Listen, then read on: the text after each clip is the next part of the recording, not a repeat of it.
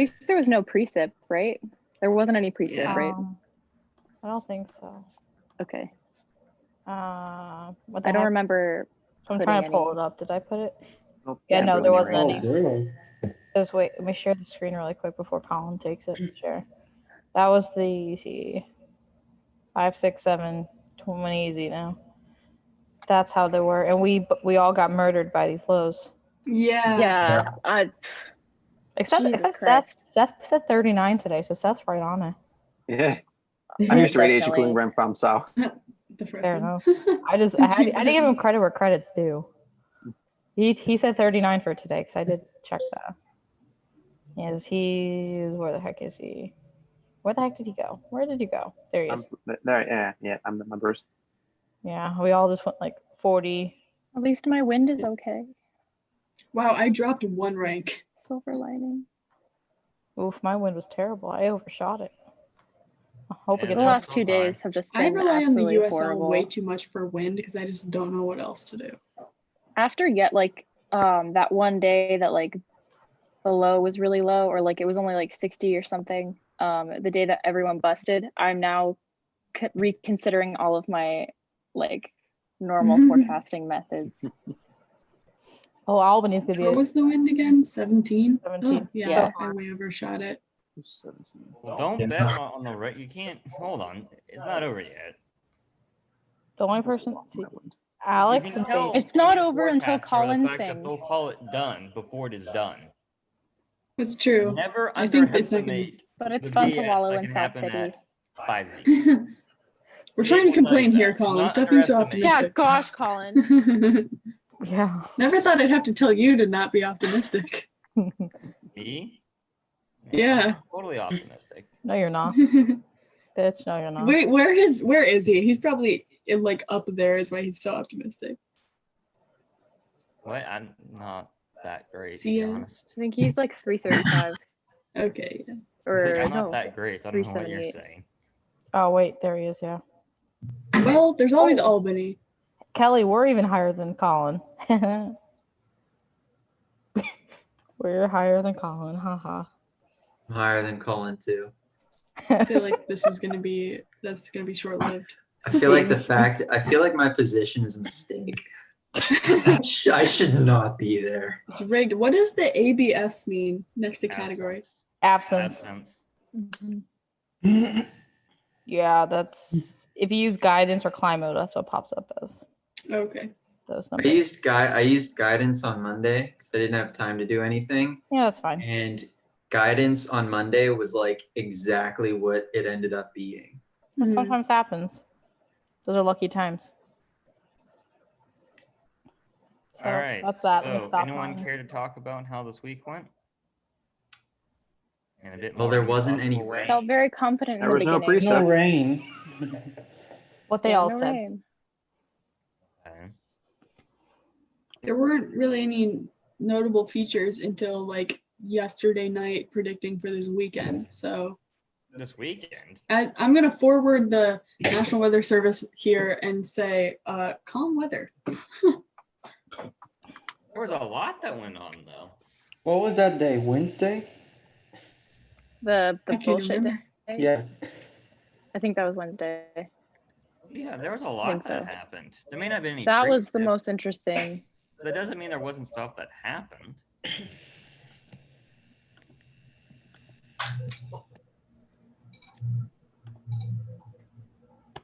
Nice. How far back?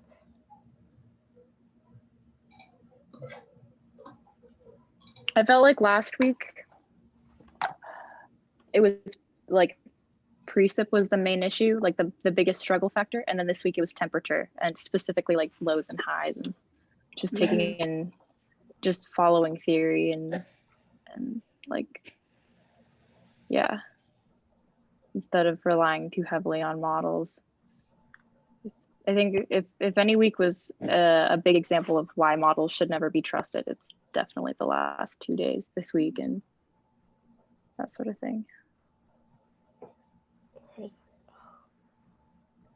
I learned a new feature on Zoom, and this is scary. I can arrange the order of the pictures how I want them. Mm, This is rank Does it show up on everyone's screen, or is it once just I release yours? them, I'm putting in the specific order I want. Oh. Matt, What you're order? Matt, you're going at the very end, just cause why not? I thought you were gonna do alphabetical, but no. No. How do I? Let's Nah, see. it's normal for me to be last. It's okay. What the heck? How did? Oh wait, no, that didn't work. Oh, All right, I'm You took gonna the do a screen. little bit here. Okay. Ooh, map. Here's the loop of the Phantom Millibar observations. I'm throughout the on last top. 7 Yay. days. What? Guess you put me on top. Sorry. not anymore. Matt's on top.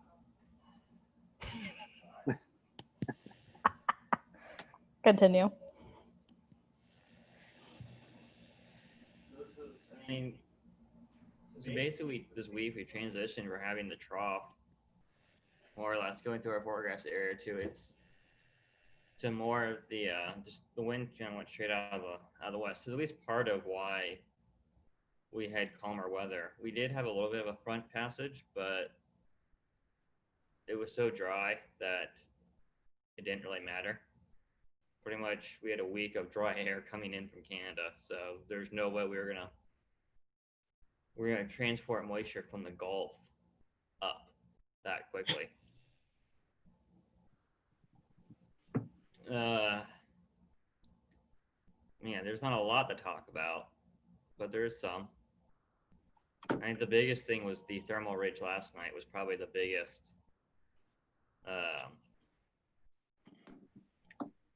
interesting segment we had this week. And if the wind was a little bit stronger last night, we probably would have had the warmer air mixed down.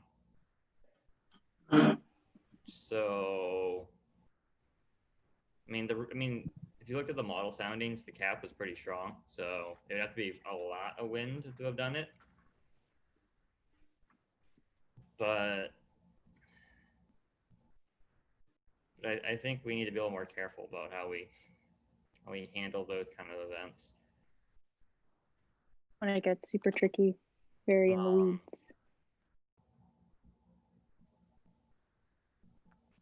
Yeah, I mean, it was a pretty good cooling night, other than the inversion that was developing because of the warm air moving in.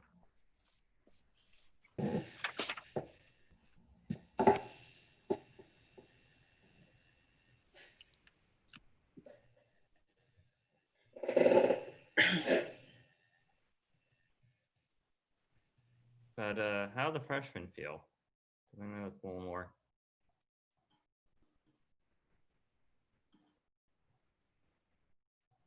At Seth, at Fabian. What? How did the freshmen feel this week went? Oh, I don't know. I felt like it went pretty good. I don't know. Obviously, the radiation cooling caught us off guard, but hey, no rain, so that's always an advantage. Yeah, I'd say the same. That took me off guard. Well, I will say though, it pretty much was the classic sign of radiational cooling. I know it was dry. Yeah. Well, you need a little bit more than it just to be just dry. Well, of course, but There's like no clouds ever. no. Yeah, it was sunny. Right, but wind speed has a lot to do with that too. Mhm. So. Wouldn't it also depend on because it was in that like the area of where the jet max was 300 millibars? Would that have anything to do with it too? I can't really remember. Because I remember it was in the left. No, it was the back right quadrant ish. Like if you're facing it head on, you do like the diagonal thingy. It was like in the back. I don't know if that. It's been a big day. My brain's very slow. Yeah, It's okay. generally not what you think about when you talk about radiational cooling. Well, I just meant like the dry, like no clouds aspect. But that's where vertical motion is. Yeah, I know. That's what I'm trying to like get at. Was it? Yeah, because like if there's convergence or divergence aloft, that can also impact if you have upward or downward vertical motion. Yes. Yeah, and there was a lot of warm air advection as well.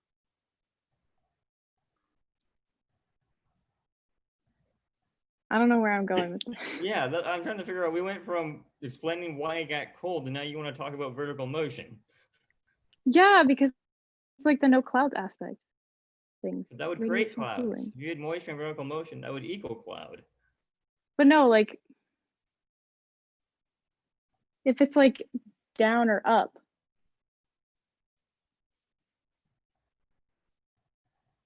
Are you trying to argue there was subsidence? No, oh my God, never mind. What are you? You're contradicting yourself. You I described just am upward not explaining motion. myself terribly well at the moment. You just described vertical motion, and then you tried to argue that vertical motion meant no clouds.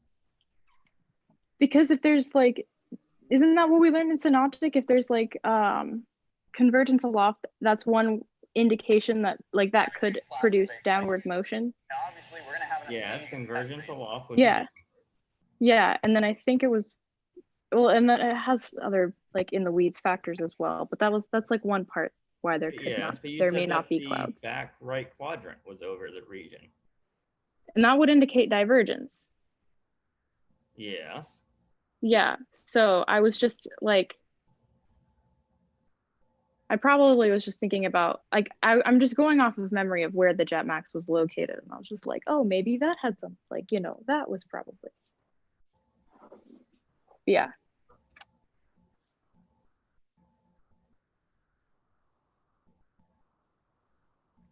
I mean, we can find out where the jet was. That's a very easy thing to do. It might The be a last fun thing to look 3-day at. loop. Huh? Might be a fun thing to look at. Yeah, it's coming. It's slow. Look, it's Friday. SPC's busy. They're tired. Yeah. So there you go. It's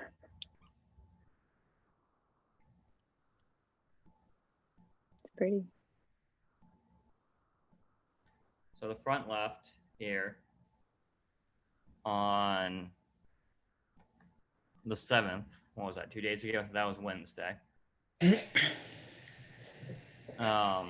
Would have been over the roughly over the a little north, honestly, a little north of the forecast area. So maybe a slight amount of subsidence because of that. I mean, that'd be more convergence on that side, roughly. Mm-hmm. And it got pretty by 12 hours later, it got shunted up and was weakening. So Yeah. and this was again it coming through. So that's what the jet was doing. So perhaps you could argue that the lack of clouds was because there was convergence aloft. That probably would just be where everything else was more or less tiny little. neutral. And it was pretty dry anyways, so clouds would have been pretty hard to form. I'm not saying it was like a major factor as to why, but it may have like enhanced it just like a tiny bit. May have been like the little extra kick it needed. Like it just would have been like a little cherry on top.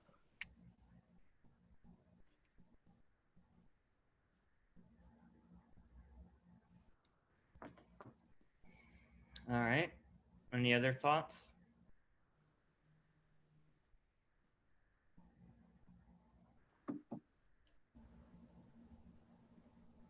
All right. Cassie really wants to talk about Albany for some reason. Oh, I just read the forecast discussion for the long-term discussion. Stop sharing the screen. Give me the power. Yeah. Thank you. Share screen. How the hell do I do this? You click the share screen button. Yeah, I'm trying to pull it. Yeah, wait. I didn't want you to see my Facebook messages. There we go. I was on Facebook, so that wouldn't have been helpful. Okay, do long term. So the interesting thing we're gonna have with forecasting next week is because Delta, depending on how Delta moves up, that they're saying that they're going to target some moisture from tropical cyclone Delta, So the beginning of the week is going to be hell for trying to forecast precip, because they're saying that they have P watt, not to be mistaken with Z watt, around 1.4 inches, which is about 1 to 3 above their standard deviations, which is kind of high for an area up there because they're not as moist as we are down here. That's like normal or low for us, but not for New York. So they're saying that there's going to be a rainfall from that, and there's another upper level system, so they're going to come together and kind of create a mess. Plus, a cold front's supposed to track through the forecast area Monday night to Tuesday morning, so that after all that rain hits, they'll have cooler, drier air behind it. So it's like so from like Monday to Tuesday, we'll be dealing with a lot of rainfall, and then there's going to be surface high pressure, so then there'll be some dry weather. What? What? You want the screen now? Okay. Go nuts.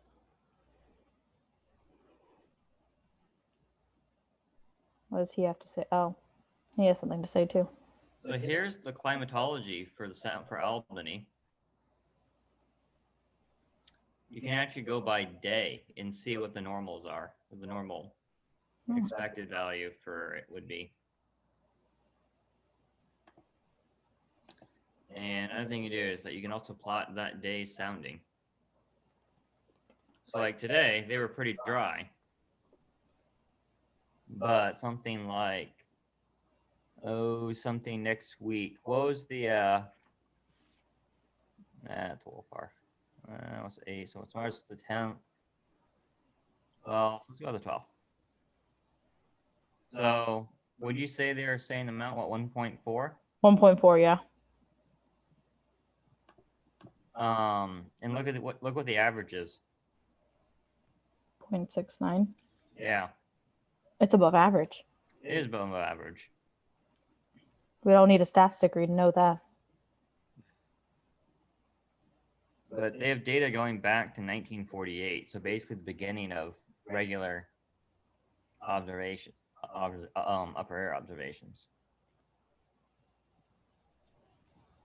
So, and there's other stuff you could do if you're worried about that thermal ridge. You could go and you could see what the temperature was, what the average 925 temperature is.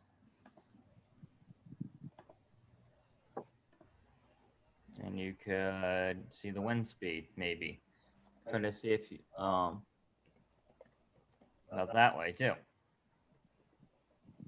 You can even do the surface if you want. Maybe, maybe not. You may or may not be able to do that. Okay. Well, you can do some surface stuff. I don't know if you could actually do, well, you can, but you just have to break it up into U and V. Oh, nope, there it is. You can get the wind speed average. It'll probably be better to actually find a wind rose, but if you can't find a wind rose, this would probably be good enough.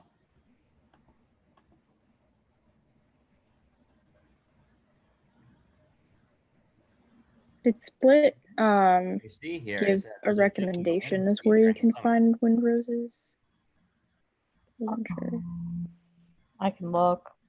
What? I know it was in his PowerPoint, but I He wasn't was sure if he asking actually if like Split gives gave a any suggestions on where course. you can find a location for wind roses. Like anywhere you can pull up a wind rose. Gotcha. That's why I'm gonna look at the PowerPoint and see if there's anything. I know you can get one off of the Iowa State site if you play with their website long enough. Yeah. Oh, actually, I would like to. There's a pair. I forgot. The Split gave on his PowerPoint at the bottom of it stuff about the University of Albany Weather Challenge site. That might be useful for forecasting for Albany. So what the heck? Where did the chat go? I'm putting in the chat. That wasn't his thing. It might be useful. I didn't look at them yet, but I just saw Albany. Oh wait, we're doing Albany. So that's what's in the PowerPoints, like the last sources. So it might be something helpful to use. I don't know. But I don't see anything on here just looking quickly for that does wind roses specifically. I can check with Split and see if there's anything he has suggestions for that, and then share it along. right. Well, I'll look into that later. anyone else have anything else they want to say about this week? Brian, you've been quiet. Do you have anything to say for yourself today?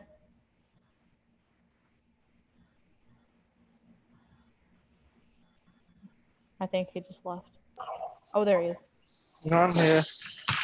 He's at the gym. About this week, I would say it was, I mean, agreeing with everybody about it being calm. But what was really difficult is when they predicted those lows or those high pressures from Canada coming in. I didn't quite expect it to cool as much. I really don't have anything to add. I'm just looking forward to more precip, I guess, in the future cities. You know, there's a good ways to get points if done correctly. She's playing basketball. Okay. Zach, think- you've been quiet. Z-Watt. We're talking about the P-Watt. You've been quiet, Z-Watt. A little bit. The only thing that I've really been struggling with so far is the wind. I've been pretty off for the most part. I was actually going to ask if anyone had any advice for predicting the wind speed. I usually use the Mediogram and USL, like a combo of that for the wind speed. Because I kind of try to see on the Mediogram what the average is, and I kind of look depending on if there's any fronts coming in or ridges or troughs and kind of try to normalize it a little bit. That's what I personally do. But I pick a number out of a hat and put it in the box. got Matt's That's- right. That sounds pretty good. Matt's doing well. Something's working. I would also recommend doing or using the hourly forecast data. Usually you can find it on the National Weather Service site. If you just like Google hourly forecast, they have a good like estimation of winds at certain hours, but it's just like another thing that you don't want to like rely too heavy on it. Well, yeah. Sort of, you know, yeah, but it does give like a good it's a good reference tool in addition like to using like MOS, USL. USL is pretty good for wind speed, and then just looking at, you know, using meso analysis and looking at the different layers and seeing sort of like what you could expect, or just like you know, getting a quick current snapshot of what's going on. Okay. Thank you. I mean, a lot of the look at the upper levels is more for gusts than sustained, but it still can give you True. give you a little bit.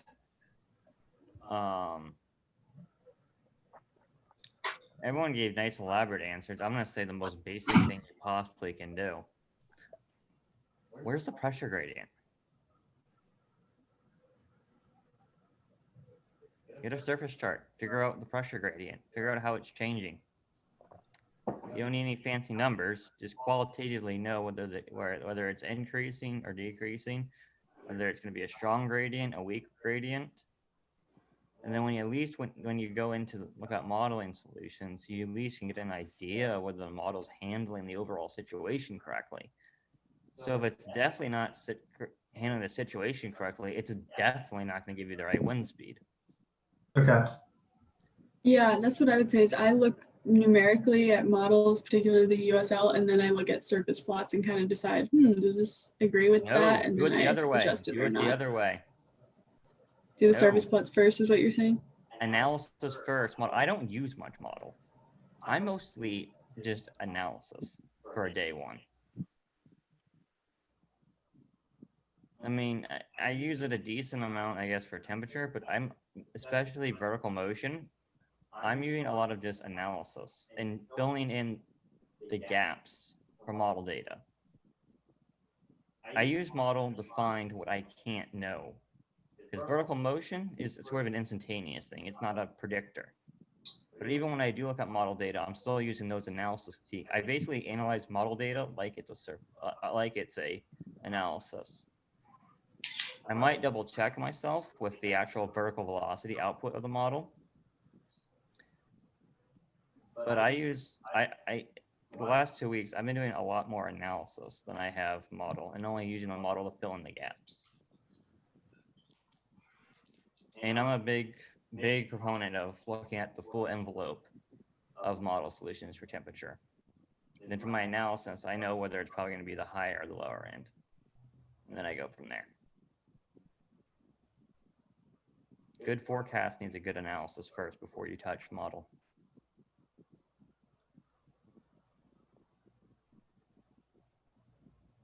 Probably one of my biggest areas of frustration is trying to like analyze, you know, the whole situation and then try and figure out like the exact temperature numbers as best I can. Like you know, you can figure out if it's going to be like what's happening at the surface and the upper levels and try and figure out if temperature's increasing or decreasing and like what's going to happen sort of throughout the day. But it's just like nailing those exact numbers has always been like, I don't know how. That's just why when I like start looking at more models. So like just looking at like all the models, because I feel like I struggle so much with temperature, just trying to get it as close to like the on a calm day like this week, you're going to be pretty hard pressed for the human forecaster to be better than Moss. The human is really good when things are changing, but don't expect your just a pure human skill to be better than Moss with a big ridge up on over the forecast site. Yeah, you're gonna figure out the biases, right? And you're gonna adjust up and down to whatever bias it has. But the real value of the human is when things change, when fronts come through, when there's precipitation. That's when humans will be useful. So you're saying like when it comes to like nailing those exact numbers for temperature, sort of like you can do your best like yeah, this week, yeah, figuring out things changing, but when it's more static, then like you may want to focus or pay more attention to like the models and like all the models. Yeah, for when temperature. It's static, the Moss is probably going to beat you, especially when you've only seen a place for 2 weeks. So it's when things are changing that you have a shot.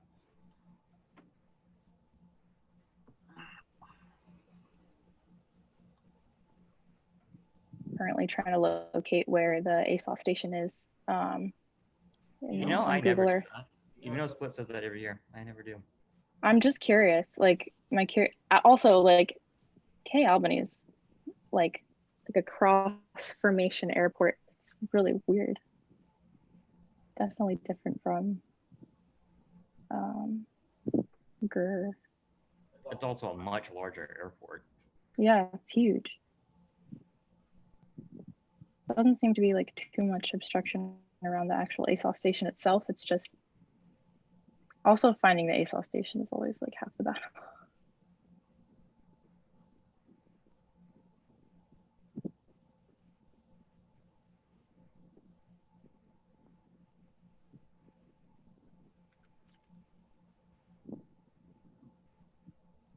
Yeah, I don't really think there's like too much obstruction. So Well, I mean, they try not to obstruct it. yeah.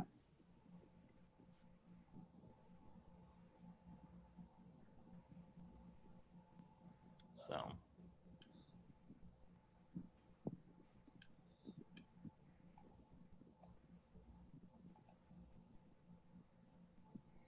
Oh. So I was looking at the first website that I clicked on. I didn't realize that it was is specific to the forecast challenge. Because if you click on it, you can get cross sections of the different temperatures, potential temperature. They have a time series. They have a lot of stuff on here. Oh, that was just my random thought. Whoa. That's pretty.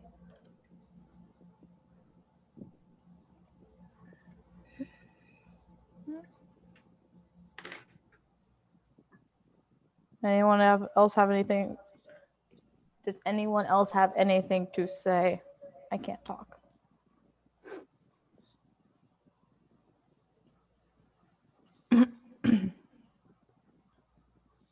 Are we good? No forecast today. Forecast starts Monday again. In the new city, please do not try forecasting for Grand Rapids again. You're probably going to fail. It's happened before to some people. I changed the name of the chat already, so you have a reminder on the top of the chat where we're at. I changed it as we were in here. So now it says Albany, New I York. always appreciate that. That's what I Because changed. I always forget. I know in the past people have forgotten, so I changed the name so it says now forecasting Albany, New York on the chat now instead of Grand Rapids. So hopefully people don't forget, and there'll be probably plenty of reminders on Monday too. So, oh jeez, wacko. Okay, well, till next time. Okay, bye. Have a good weekend, everyone. Have a good one. Bye. All right, see ya.